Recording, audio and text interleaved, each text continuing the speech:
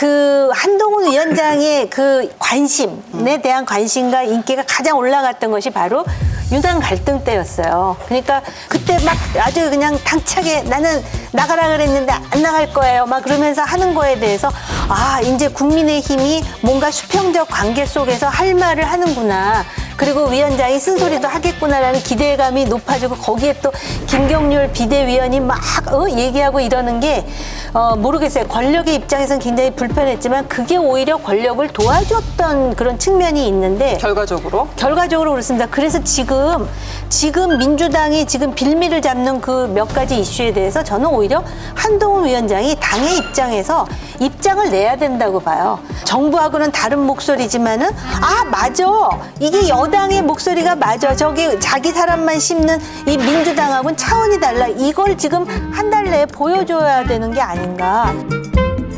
그러니까 저는 윤석열 대통령이 전면에 등장하는 게 세 개가 있어요. 그러니까 첫 번째는 민생 토론회. 그러니까 이른바 보수 언론에서도 계속 너무 이건 심하다. 이게 관건 선거 아니냐 계속 얘기했거든요. 근데 사실 대통령이 짧은 시간에 각 지역을 돌면서 뭔가 사실은 개발 공약들을 하고 처음엔 호응이 좋았습니다. 근데 그게 18번째 가면서는 이건 좀 심하잖아. 이런 얘기가 나왔거든요. 근데 그냥 1년 내내 하겠다고 하면서 그냥 갔습니다. 한동훈 비대위원장이 이건 사실 민생인데 그런데 야당에서 그렇게 하니 그러면 총선 지난 다음에 하기로 내가 건의를 하겠다. 예를 들어 그런 방식으로 취하면 적절히 잘 넘어갈 수가 있거든요. 근데 지금 대통령이 이런 걸 했어? 이런 느낌도 별로 없어요. 그래서 효과만 없이 대통령만 전면에 나서게 되는 계기가 되지 않았나 싶어요.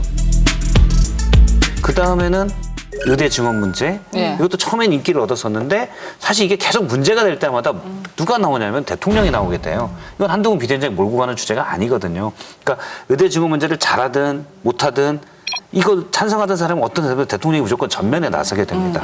그리고는 윤석열 정부 심판 여론이 있는 상황에서 저는 부적절한, 그러니까 적절히만 하고 빠졌어야 되는데 계속 갔다. 그리고 마지막에 지금 나온 게 갑자기 뜬금없는 이준석 전 국방부 장관의 우주행, 우주런. 이것도 대통령실을 제외하고는 아무런 설명이 안 되는 얘기입니다.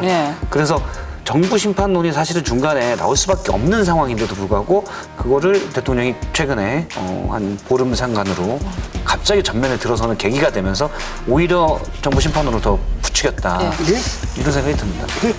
계속 갈등이 있어야 되거든요. 생산적 갈등으로 정리하면 되는 거예요. 그러니까 문제는 뭐냐, 그 부딪혔을 때 사람들이 뭐라고 느꼈냐면 저 대통령 아무도 못 말리는데 여당 180석 가고도 못 말리는데 또 말리는 사람이 있네? 이기는 그렇죠. 사람이 있네?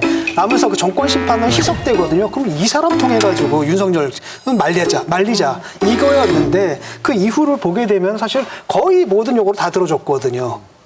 그래서 색깔이 사라져버린 거예요. 그러니까 사실 비대위가 사라지고 지금 뭐냐면 한동훈 비대위원장의 모습은 혁신을 주도하는 사람이 아니라 가가지고 사진 찍어주고 유세하는 사람만 남아버린 거거든요.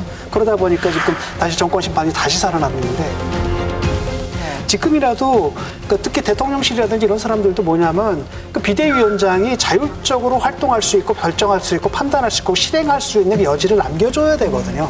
근데 이걸 자꾸 너무 심하게 좀 제약을 하는 것 같아요.